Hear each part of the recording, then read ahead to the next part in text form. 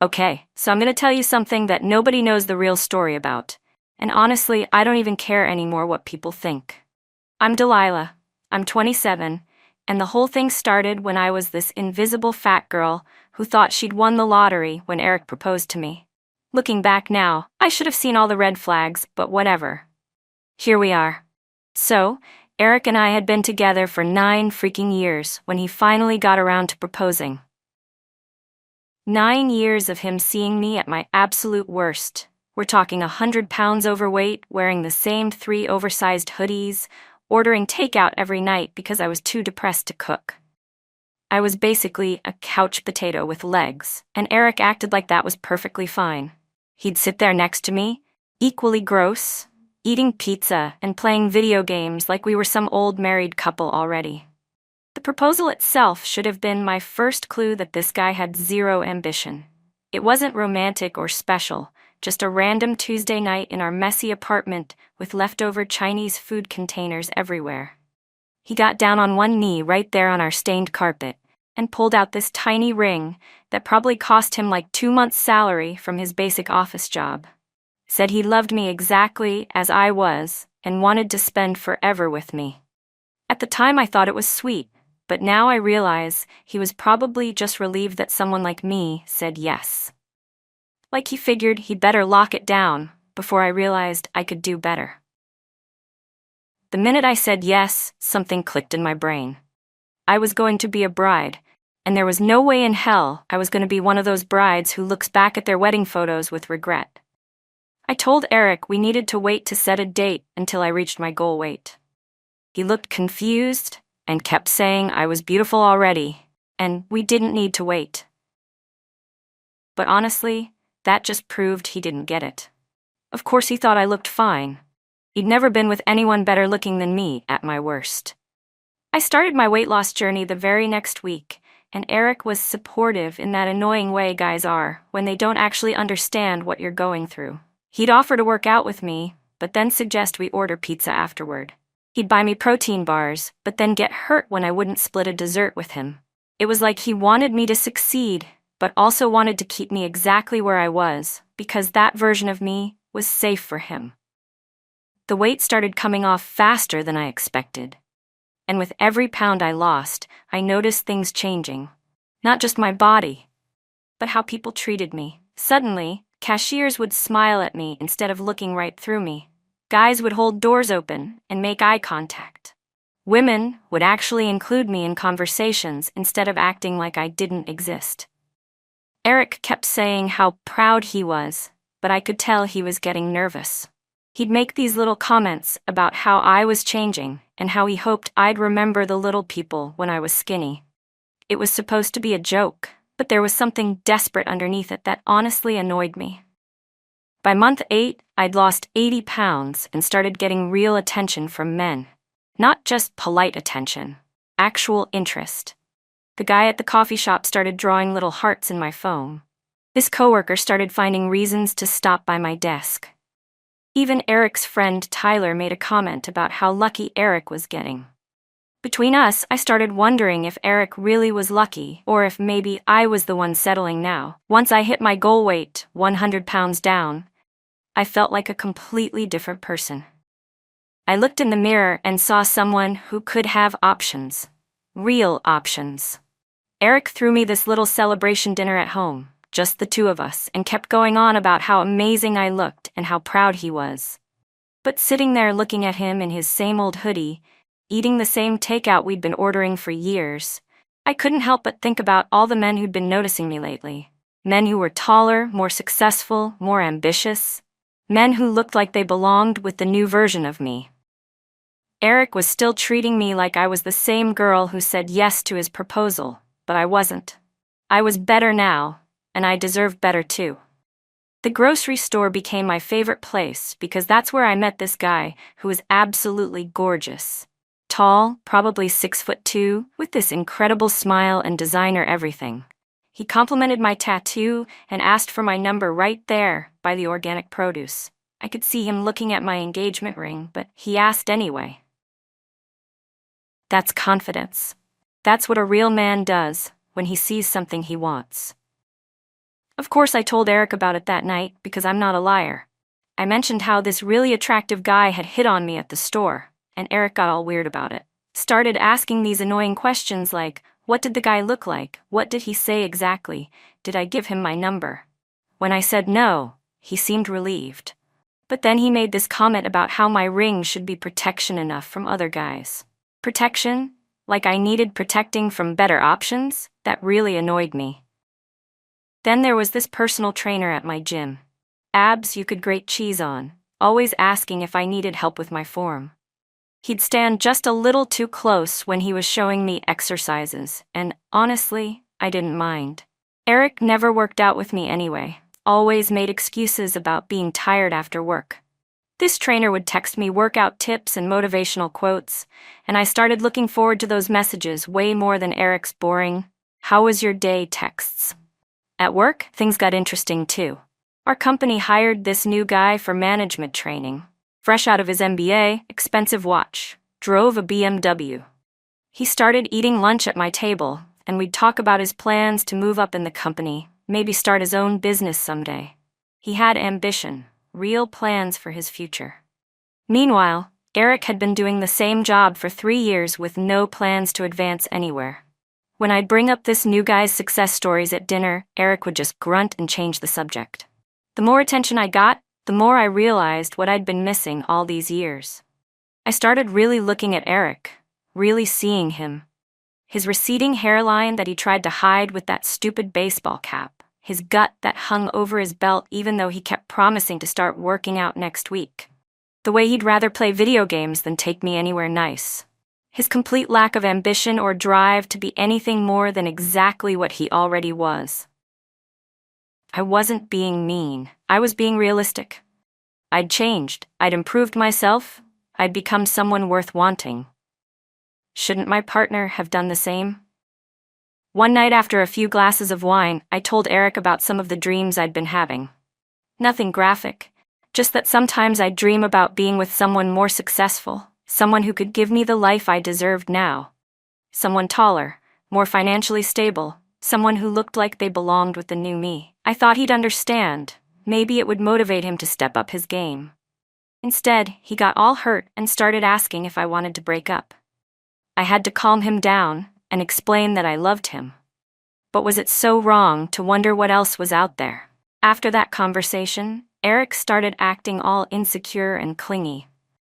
Which, honestly, just pushed me further away. He'd text me constantly when I was at the gym, asking when I'd be home. He started suggesting we eat dinner together every night instead of our usual routine where I'd grab something healthy and he'd order whatever. It felt suffocating, like he was trying to keep me from enjoying my new life. The worst part was how he'd get all wounded whenever I mentioned getting attention from other men. Like, I wasn't bragging or trying to hurt him. I was sharing my day like couples are supposed to do. But every time I'd mention my trainer helping me with deadlifts, or my coworker asking about my weekend plans, Eric would get this pathetic look on his face. He started making these passive-aggressive comments about how I seemed different, and how he missed the old me. The old me? The old me was miserable and invisible. Why would anyone miss that? I started spending more time at the gym, partly because I loved my new routine, but partly because Eric's neediness was driving me crazy. My trainer and I would grab protein smoothies after our workouts, and he'd tell me about his weekend plans. Hiking, beach volleyball, actual active things. Meanwhile, Eric's idea of a perfect weekend was ordering Chinese food and binge-watching Netflix. The contrast was getting harder to ignore. At work, my coworker started inviting me to after-work networking events. Professional development stuff that could actually help my career. When I'd mention these to Eric, he'd ask why he couldn't come too, completely missing the point that these were work functions where I was trying to build my professional image. He didn't understand that the new me needed to be around people who matched my ambition and drive. Then Eric started doing this thing where he'd surprise me with my old favorite foods: pizza, ice cream, those gross loaded nachos we used to share. When I'd politely decline because I was maintaining my new lifestyle, he'd get all hurt and ask if we could at least share them like old times. It was like he wanted me to go backward, to become that overweight, invisible girl again, because that version of me was easier for him to handle. The breaking point came when I got invited to my coworker's housewarming party. It was going to be all the young professionals from our office and their partners. I was excited to go, to be seen as part of that crowd. But when I told Eric about it, he immediately started complaining. He said he wouldn't know anyone there, that it would be awkward, that we should just stay home and watch a movie instead. When I insisted we were going, he spent the entire party sulking in the corner, barely talking to anyone. Meanwhile, I was having amazing conversations with successful people about career goals and travel plans. My coworker introduced me as his brilliant colleague, and I felt seen in a way I never did when Eric introduced me as just his fiancé. On the drive home, Eric was quiet until he finally exploded about how I'd ignored him all night and how I seemed more interested in impressing my coworkers than spending time with him. I tried to explain that networking was important for my career, but he just didn't get it. He kept saying things like, "You used to care about us, and I don't know who you are anymore." That's when I realized the real problem. Eric was holding me back. He was comfortable with the old version of me because it meant he didn't have to grow or change or challenge himself. My transformation was threatening to him because it highlighted how stagnant he'd become. Things between Eric and me were getting tense, and honestly, I was getting tired of pretending everything was fine. I felt like I was living a double life, being this new, confident version of myself everywhere except at home, where Eric expected me to be the same girl who'd said yes to his mediocre proposal. The whole thing came to a head on a Saturday night, when we'd been drinking wine and watching some stupid action movie he'd picked. I was feeling relaxed, maybe too relaxed, and Eric kept going on about wedding planning. He wanted to book this basic venue near his parents' house, nothing special, just convenient. He was talking about having his cousin's band play and getting flowers from the wholesale club to save money for the honeymoon. A honeymoon to Florida. Not even somewhere exotic. Just Florida because he had some timeshare points. Sitting there, listening to him plan this bargain basement wedding, I couldn't help thinking about the kind of wedding my coworker would throw, or my trainer, or even that guy from the grocery store. These were men who understood that special occasions deserved special treatment. Men who wouldn't suggest wholesale flowers for the most important day of a woman's life. The wine was making me honest, maybe too honest. I started telling Eric about these dreams I'd been having, not the sanitized version I'd shared before, but the real ones. Dreams about being with someone who could give me the life I deserved now. Someone with a corner office instead of a cubicle. Someone who wore suits instead of graphic t-shirts. Someone tall and successful who looked like he belonged with the new me. I told him about that guy asking for my number, about how my trainer always made time to help me at the gym, about how my coworker treated me like an equal instead of some fragile thing that might break. Eric just stared at me like he was trying to process what I was saying. Then he asked if I wanted to call off the engagement. Just like that. Not, "How can we fix this?" or "What do you need from me?" Straight to giving up. I had to explain that I didn't want to break up, but was it really so terrible that I sometimes wondered what else was out there? Was it wrong to want a partner who matched my new standards? I'd worked so hard to become someone better, someone worthy of more, and he was acting like that was a bad thing. He got all quiet and weird after that, wouldn't even look at me. I tried to lighten the mood by saying we should probably head to bed, but he said he needed to think. Think about what? About whether he was going to step up and become the man I deserved, or keep being this basic, unambitious guy who wanted to marry me at some community center with grocery store flowers? The next morning, Eric was different, cold, distant. He barely said good morning, just poured his coffee and started scrolling through his phone. When I tried to talk to him about the night before, he said we'd talk later and left for work without kissing me goodbye. That had never happened before in 9 years. All day at work I kept thinking about our conversation. Maybe I'd been too honest, but isn't honesty what relationships are supposed to be built on? I wasn't asking him to be someone completely different. I was asking him to be better. to match my energy, to show me that he understood I deserved more than the bare minimum. My coworker noticed I seemed off and asked if everything was okay. When I mentioned having relationship issues, he suggested we grab coffee after work to talk. He was such a good listener, asking thoughtful questions and actually caring about my feelings instead of just getting defensive like Eric always did. Eric was still acting weird when I got home from coffee with my coworker. He'd made dinner, which was unusual since I usually handled meals now that I was focused on eating clean. He'd even cleaned the apartment, which honestly made me suspicious, because Eric only cleaned when something was seriously wrong. During dinner, he kept staring at me with this intense look I couldn't read. Finally, he put down his fork and said we needed to talk about what I'd said the night before. Here we go, I thought. He was either going to promise to change and step up, or he was going to have some big emotional breakdown about his feelings being hurt. What I wasn't expecting was for him to be completely calm and direct. He said he'd been thinking about everything I'd told him, about my dreams, about the other men, about deserving better. And he'd come to a decision. He said he was calling off the wedding, not postponing it, not pausing to work on things, canceling it completely. I literally laughed because I thought he was being dramatic. Eric doesn't make big declarations like that. He's the guy who takes 3 weeks to decide what to order at restaurants.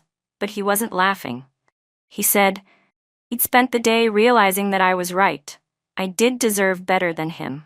But he also deserved better than someone who fantasized about other men and constantly made him feel inadequate. He said he loved me, had loved me for 9 years exactly as I was, but he couldn't love someone who saw him as a placeholder until something better came along. I tried to explain that he was misunderstanding everything. I wasn't looking for someone else. I was trying to motivate him to be better for us. All those comments about other men, all my honesty about wanting more, it was supposed to inspire him to step up his game. Instead, he was giving up without even trying. But Eric just shook his head and said he was tired of feeling like he was auditioning for my approval every day. He said the woman he'd proposed to would never have told him she dreamed about other men or made him feel like he wasn't good enough. That woman had loved him back then, but this new version of me only loved the idea of who he could become if he completely changed everything about himself. The worst part was how he said it, not angry or emotional, just tired. Like he'd already grieved the relationship and moved on. He said he'd stay at his friend's place for a few days while we figured out the logistics of separating our lives. 9 years together, and he was ready to throw it all away because I'd been honest about my feelings. I asked him if this was really what he wanted, if he was seriously going to let his ego ruin our entire relationship. He said it wasn't about his ego, it was about self-respect. He said he deserved to be with someone who chose him enthusiastically every day, not someone who settled for him while shopping around for better options. Before he left, he took off his ring and set it on the kitchen counter next to mine. He said he hoped I found everything I was looking for, and that whoever ended up with me would be enough for the person I'd become. Then he just left. No big fight, no dramatic scene, just packed a bag and walked out like our 9 years together meant nothing to him. I sat there staring at those 2 rings on the counter, completely shocked that he'd actually gone through with it. All I'd done was be honest about my feelings and my growth as a person. All I'd wanted was for him to grow too, to become someone worthy of the new me. Instead, he'd rather throw everything away than even try. The first few weeks after Eric left were honestly liberating. I didn't have to deal with his constant neediness or his passive-aggressive comments about how I'd changed. I could go to the gym without getting 20 texts asking when I'd be home. I could grab drinks with my coworker after work without having to explain myself to anyone. For the first time in years, I felt completely free to be the new version of myself without someone constantly trying to pull me backward. I threw myself into my new life. My coworker and I started hanging out more, and he introduced me to his circle of young professionals. These were people who understood ambition, who talked about goals and success instead of just complaining about their jobs. My trainer and I started meeting for weekend hikes, and he helped me set up a whole new fitness routine. Even that guy from the grocery store reached out. Apparently, he'd gotten my number from a mutual friend, and we went to this amazing restaurant downtown. For a few months, I felt vindicated. This was exactly what I'd been missing with Eric. These men treated me like I deserved to be treated, took me places Eric never would have thought to go, had conversations about things that mattered. But then things started getting weird. My coworker, who'd seemed so interested in me as a person, started making it clear he expected our friendship to become physical. When I mentioned I was still technically engaged and processing my separation, he basically said I needed to figure out what I wanted because he wasn't interested in playing games. My trainer turned out to be seeing 3 other women from the gym, and when I brought up wanting something more serious, he laughed and said he thought I understood he wasn't the relationship type. The grocery store guy was the worst. After 2 expensive dinners, he assumed I owed him something and got aggressive when I said I wasn't ready for that level of intimacy. It hit me that none of these men were actually interested in me as a person. They'd seen an attractive woman who was clearly having relationship problems and figured I was easy prey. The confident, successful, ambitious men I'd been so impressed by were just looking for a hookup with someone they saw as vulnerable and available. Meanwhile, I started hearing things about Eric through mutual friends. He'd gotten a promotion at work. Apparently, he'd been working toward it for months but never mentioned it to me. He'd started going to therapy and working out. Our friend Sarah posted pictures of him at some hiking trip, and he looked different. Healthier, happier, more confident. He was becoming the person I'd wanted him to be, just without me. The worst part came 6 months later when I ran into him at the store. He was with someone, a woman I didn't recognize, pretty, but not dramatically so, probably around my old size. She was laughing at something he'd said, looking at him like he was the most interesting person in the world. The way I used to look at him back when I appreciated what I had instead of constantly wanting more. He saw me and nodded politely, but didn't come over to talk. Just continued shopping with this woman who clearly adored him exactly as he was. That's when it really hit me. Eric hadn't been the problem. I had been. I'd taken a man who loved me unconditionally and made him feel worthless because he didn't fit some fantasy I'd built in my head. I'd traded someone real for the illusion of something better, and now I was alone with my perfect body and my empty apartment and my dating apps full of men who saw me as nothing more than a temporary distraction. The cruel irony is that I finally have the attention I always wanted, but it's all surface level. No one wants to know the real me anymore. They just want the package I've wrapped myself in. Eric knew me when I was nobody special and loved me anyway. Now I'm supposedly somebody special and no one loves me at all. But whatever, I'm not going to sit here and blame myself for wanting better. Eric could have stepped up, could have become the man I needed him to be. Instead, he chose to walk away and find someone who'd settle for his mediocrity. That's his loss, not mine.